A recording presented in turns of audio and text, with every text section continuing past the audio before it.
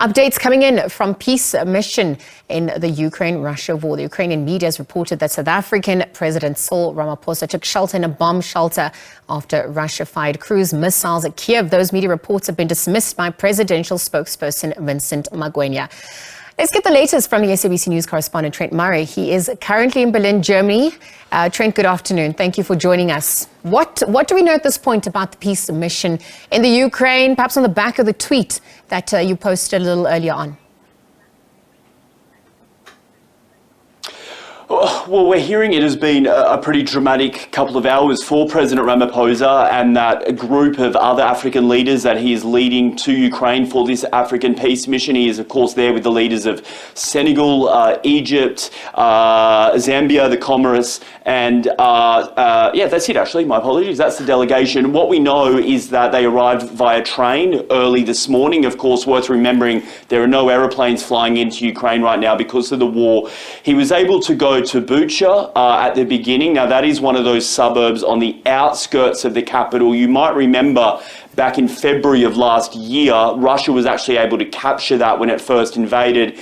International prosecutors say that war crimes took place there. So the Ukrainians showed the president some of the evidence of that. But that's when things took a bit of a turn for the worse, it would appear. That soundtrack that is so familiar in Kyiv, once again firing up, air raid sirens, and the sounds of explosions rocking the capital while the president was there. Now, the Reuters news agency is reporting that they saw President Ramaphosa and those other leaders very quickly shuffled into a hotel nearby, which had a bomb shelter underneath. We are being told that he was kept in that bomb shelter until given the all clear that air defense systems provided by Europe and the United States activating. They are saying that 6 ballistic missiles were fired, 6 cruise missiles, and 2 of those suicide drones. The Ukrainians say they were able to shoot all of them down, and President Ramaphosa was able to leave the bomb shelter and continue that all-important diplomatic visit.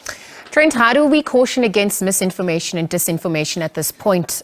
Perhaps also narratives that are coming through from various media sources, because on our end, South African presidency have denied these reports. Well, we know that the air raid sirens were active. That is publicly available information. We also know that thousands of Ukrainians took to bomb shelters, as they have become accustomed to do when those air raid sirens enter. And we have also seen evidence of some of those interceptions. Now, pretty well all media houses on the ground report there were loud explosions today in Kyiv from missile interception.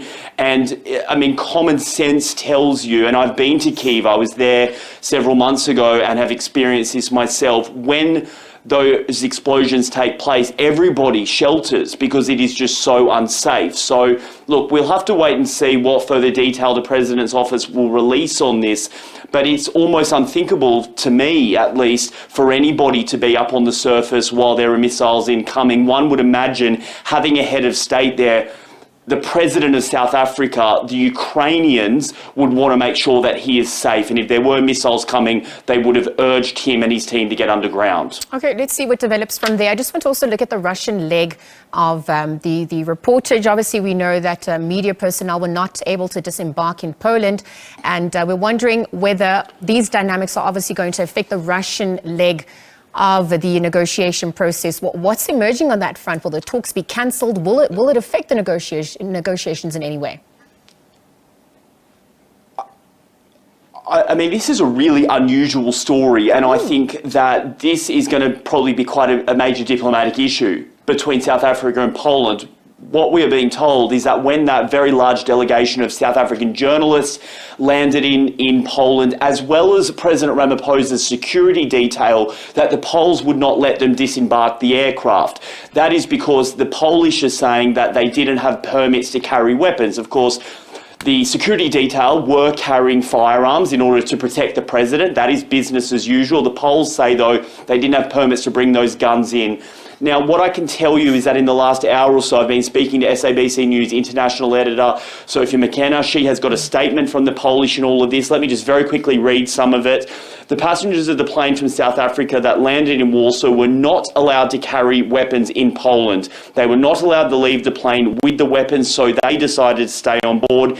In this case, accusations against Poland of racism are being distributed. This is nonsense. Obviously a bit of a nasty spat here. We understand that that SAA aircraft, which was chartered for the South Africans, is now just going to leave Poland altogether to depart for St. Petersburg and to hopefully begin day 2 of this mission on a better note in Russia tomorrow. Well, Trent will continue to monitor developments. Thank you for your time with us.